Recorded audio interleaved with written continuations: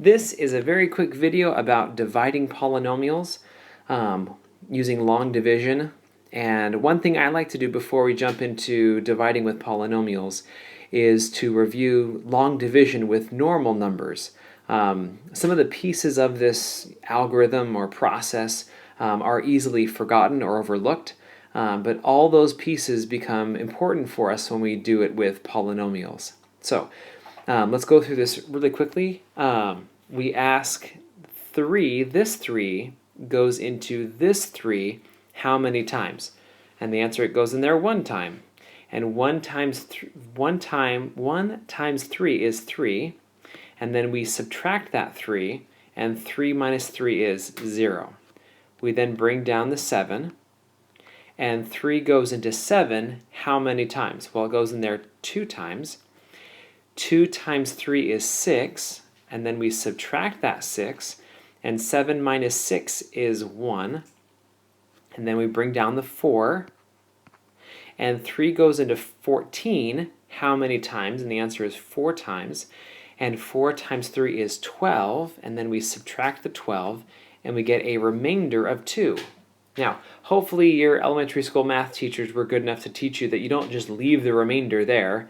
What that remainder is it's a fraction left over, okay? And that fraction is 2 out of 3 parts, okay? So when you divide 374 divided by 3, you get 124 and 2/3. Okay, so you're left with a fraction at the very end, and it's, the remainder, this number 2, out of the divisor. So now let's do it for polynomials. Okay, so here is the polynomial you asked me about. It is 3n to the 4th plus 2n cubed minus 64n squared plus 68n minus 40 divided by 3n minus 10. Okay, the questions that we will ask will be very similar, almost the exact kind of questions that we'll do before. So the first question you ask is that 3n goes into 3n to the 4th how many times, or what number, what variable times 3n would equal 3n to the 4th. Okay, and the answer is n to the 3rd power. Okay, so now if you take n cubed times 3n, you will get 3n to the 4th. Those should be the exact same. Okay, but you are multiplying it by 3n and minus 10. So n cubed times negative 10 is a minus 10n cubed. Okay, now when doing long division, we then subtracted that thing.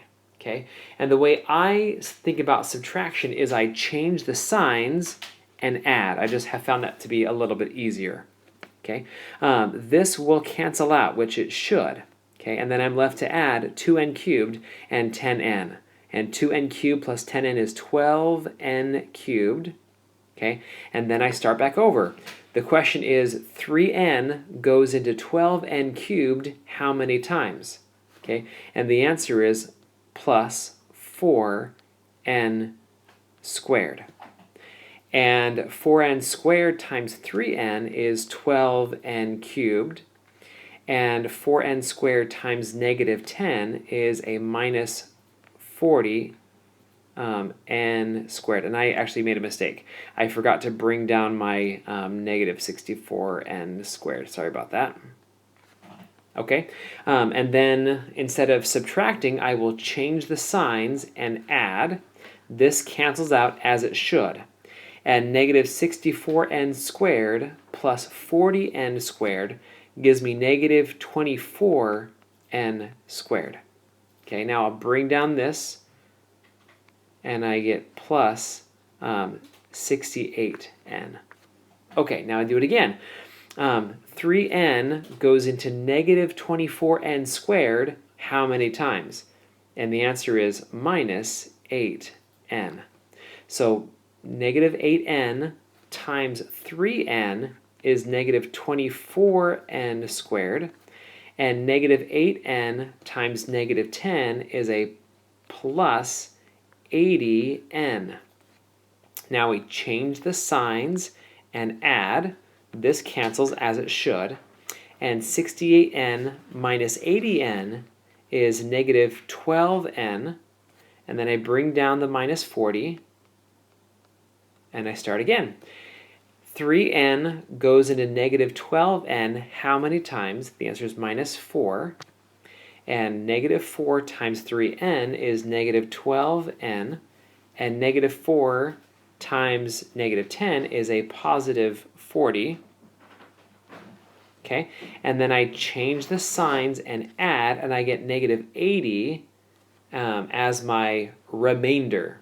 Okay, now the way you deal with remainders is that you do minus 80 divided by 3n minus 10. Just like before, when you have remainders, it becomes a fraction with the divisor in the denominator. The same thing happens here, but now our divisor is 3n minus 10. Okay, I hope that's helpful. Thanks.